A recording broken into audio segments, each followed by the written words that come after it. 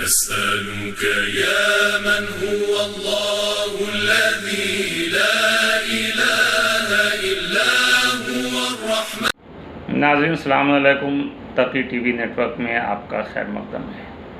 Taqi T وی کی طرف سے آپ سب کو، تمام اہل اسلام اور مومنین کرام کو ہفتہ وحدت کی مبارکباد. ہفتہ وحدت جو ایران جیسے بعض اسلامی ممالک میں ہفتہ وحدت کے طور پر 12 ربیع الاول سے 17 ربیع الاول تک منایا جاتا ہے، لیکن اس ملک میں بھی 12 ربیع الاول سے 17 ربیع الاول تک کے ایام ہفتہ وحدت کے طور پر منایا جاتا ہے. کیا یہ منائے جانے کے لائق ہے؟ اس پر غور کرنے کی ضرورت ہے. رسول اللہ صلی اللہ علیہ وآلہ وسلم کی ہستی تمام مسلمانوں کے لیے اسوہ حسنہ ہے.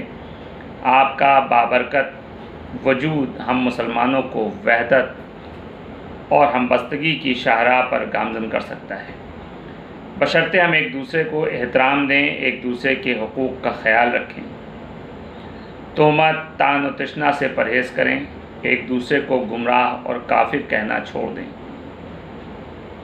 افکار کے اندر کثرت رائے کا پایا جانا کوئی تعجب کی بات نہیں ہے، تاہم افکار و اعمال کے اختلاف کو لے کر ایک دوسرے کو جہنم کی آخری تہہ تک پہنچانا یا پہنچا کر چھوڑنا امت مسلمہ کا ایک بہت ہی پرانا درد ہے، اور پرانے درد کے علاج کے لیے حکیم کی مرہم پٹی کی ضرورت ہوتی ہے. امید ہے کہ اس طرح کی مناسبتیں بجائے اس کے کہ تمام امور کو بدعت ثابت کرنے یا نہ کرنے کے لیے ایڑی چوٹی کا زور لگانے پر خرچ ہوں، اور دوسری طرف سے بھی صرف خوشیاں منانے اور محفل گرمانے پر سارا سرمایہ ملت کا لٹایا جائے. اس کے بدلے امت کو اجتماعی سوچ اور باہمی احترام اور فکری اور تہذیبی ارتقاء کے لیے آئندے کا لائحہ عمل طے کرنے کی کوشش کرنی چاہیے.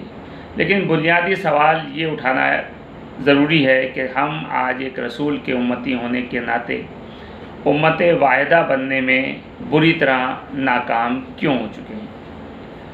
اگر امت واحدہ کے قرآنی مفہوم کو سمجھا جائے تو خود اہل مذہب کی طرف سے آج اتنا زیادہ پریشانیوں کا سامنا کیوں ہو رہا ہے؟ کیوں آج مسلمان اس مفہوم کا نام سن کر گھبرا جاتا ہے، جبکہ قرآن واضح طور پر فرما رہا ہے کہ بے شک یہ امت واحدہ ہے اور میں تمہارا رب ہوں.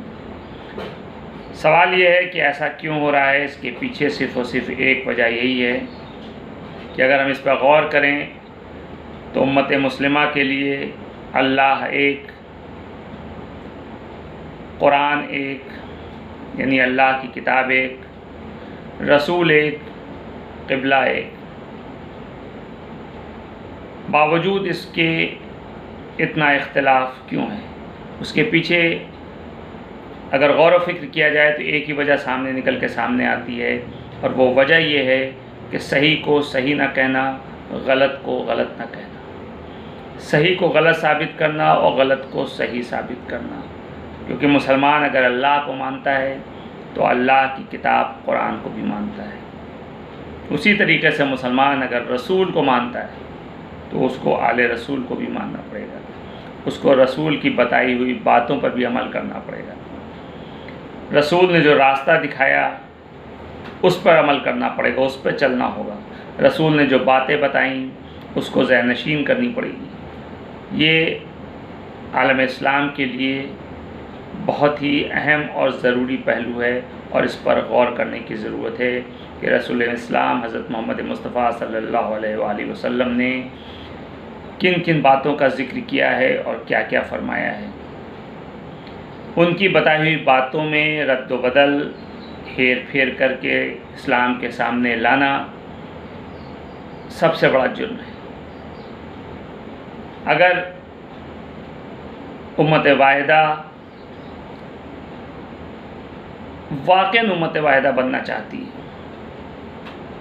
اور ہفتہ وحدت اپنے ذہنوں میں بٹھانا چاہتی ہے، یعنی ولادت رسول اسلام کو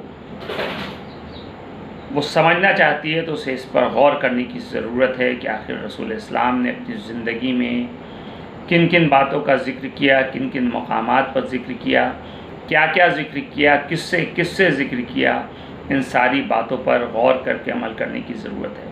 اور ساتھ ہی ساتھ یہ بھی دیکھنا پڑے گا کہ اسلام میں رسول اور آل رسول کس سے خوش ہوئے اور کس سے ناراض ہوئے۔ اگر سچ کو سچ کہا جائے گا، غلط کو غلط کہا جائے گا، حق کو حق کہا جائے گا، باطل کو باطل کہا جائے گا، تبھی جا کر کے امت مسلمہ ایک پلیٹ فارم پر نظر آئے گی۔ ایک بار پھر سے Taqi T V network کی طرف سے ہفتہ وحدت کی تمام عالم اسلام کو مبارکباد، اس امید کے ساتھ کہ امت مسلمہ ایک اللہ، ایک قرآن، ایک قبلہ اور ایک رسول کو مانتے ہوئے، اس کو مد نظر رکھتے ہوئے سچ کو سچ کہنا سیکھے گی اور غلط کو غلط کہنا سیکھے گی۔ خدا حافظ۔